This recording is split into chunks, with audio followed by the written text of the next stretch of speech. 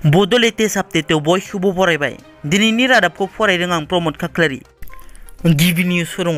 दिनै बनसु आरो गुबुन गुबुन आफादफोरा गोदान दिल्लीनि जन्तर मन्तराव ब्रैथि खोलोबनि बड'लेण्ड सोमावसारहोयो आरो लकसभानि बारग' एमपि सानसुमा खुंगुर बैसोमुथियारि बिथाङा बयनिबो जानानै गोदानै सायख'जानाय भारतनि हादरगिरि द्रौपदी मुर्मु, गाहाय मन्त्रि नरेन्द्र मोदी आरो नखर मन्त्रि अमित शाह बिथांमोननो आलादा रायजो बड'लेण्डनि मेम'रेन्डामखौ गथायो।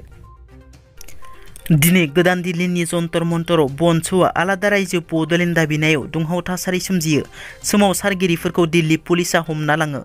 बे जाथायनि उनाव सोमावसारनाय थावनियाव दुंहाव थासारि सोमजियो। बनसुआ आलादा रायजो सोमावसारनाय हाबाफारिखौ दिल्ली पुलिसा होस्रांदों आरो बनसुनि माखासे दैदेनगिरिफोरखौ हमनानै बासाव लानानै थाङो। मख'नो गोनांदि बनसुआ 30 मिनिटसोल' सोमावसारनो हायो। बेबादि समावनो दिल्ली पुलिसा फैनानै होस्राङो। सोलिफुबाय थानाय बार्मिंहाम कमनवेल्थ गेम्स 2022 बेडमिन्टन वमेन सिंगल्सनि फाइनालाव भारतनि पि.भि. सिन्धुआ कानाडानि गेलेगिरि मिचेल लीखौ 21-15, 21-13 आव फेजेननानै सनानि मेडेल मोननो हायो।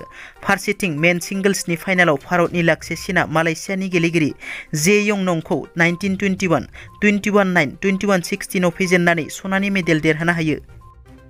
दिनै गोदान दिल्लीनि जन्तर मन्तराव बनसु, all India Bodo' people's national league for Bodoland statehood, Bodoland जनजाति सुरक्षा मन्च आरो गुबुन गुबुन आफादफोरा आलादा रायजो बड'लेण्ड सोमावसारनाय समाव दिल्ली पुलिसा हरखाब फैनानै माखासे दैदेनगिरिफोरखौ लानानै थाङो।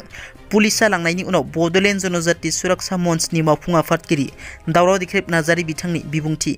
दिनैनि हाबाफारिया फुंनि 10 रिंगानिफ्राय बेलासिनि 4 रिंगासिममोन। नाथाय फुंनि 10 रिंगा 30 मिनिट समाव पुलिसा हमनानै लाङो।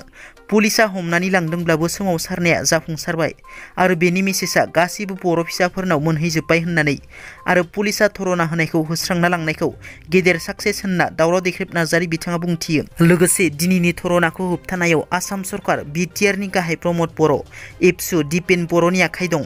बिथांमोननि नारसिननायावनो बेबादि खालामदों होनना बुंथियो दावराव देख्रेब नार्जारि बिथाङा। दिनै बनसुआ गोदान दिल्लीनि जन्तर मन्तराव आलादा रायजो बड'लेण्ड सोमावसारनायाव एबसुनि हेंथा स्ल'गेन होदों नामा? बनसुनि माखासे मावथिफ्रा एबसु हाय हाय, लोगोसे मिरु एबसुनि आफादगिरि दिपेन बर' हाय हाय स्ल'गेन होयो। बुंथिनो गोनांदि दिनै एबसु, एनडिपिपि, एनडिपिआर, एनडिपिएस, इउबिपिअ मोनबा आफादफोरा गोदान दिल्लीनि नर्थ ब्लकनि नखर अनसाय बिफाननि मावख'आव बिटिआर गोरोबथानि दफाफोरखौ थाबैनो मावफुंनांगौनि थाखाय सा सानजानि जइन्ट सेक्रेटारि बिबानाव थानाय पियुष गयेलजों सावरायलायो। बनसुआ गोदान दिल्लीनि जन्तर मन्तराव गिबि खेब आलादा रायजो बड'लेण्ड सोमावसारनाया गेजेर ससेयावनो आस'खान्दा जाबाय नामा? बनसुआ 30 मिनिटसो सोमावसारनाय समावनो हरखाब दिल्ली पुलिसा होस्रांना गोबां सोमावसारगिरिफोरखौ बासाव दैखांना लाङो। आलादा रायजो बड'लेण्डनि थाखाय बनसुनि सोमावसारनायाव बाहागो लानाय सुबुंफोरखौ पुलिसा होख्रांदों। बनसुआ दिनै गिबि खेब दिल्लीयाव सोमावसारनायनि उनाव फैगौ समाव मा स्टेप लागोन एबा मा रोखोमनि सोमावसारगोन बेखौ फैगौ समावसो नुनो मोनगोन। दिनैनि रादाबा एसेनोसै।